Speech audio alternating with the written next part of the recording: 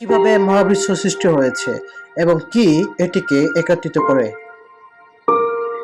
সমস্ত জিনিস পুত্র আল্লাহর মাধ্যমে তৈরি করা হয়েছিল।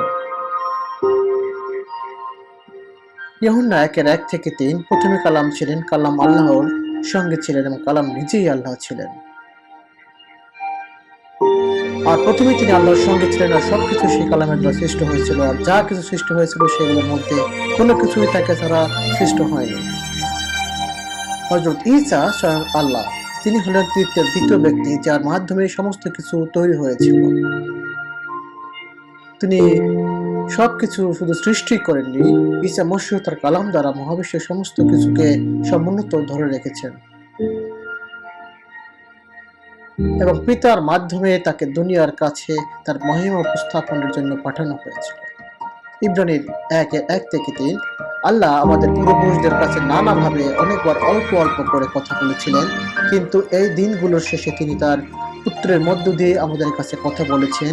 আল্লাহ তার পুত্রকে সবকিছুর অধিকারী হওয়ার জন্য নিযুক্ত করলেন। পুত্রের মধ্য দিয়ে তিনি সবকিছু সৃষ্টি করলেন।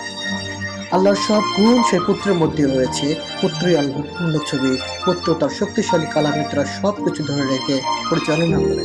ওয়াজিদফরমি.com লাইক অনুসরণ করতে পারেন আরো মসীহ কেন্দ্রিক বিষয়বস্তুর জন্য।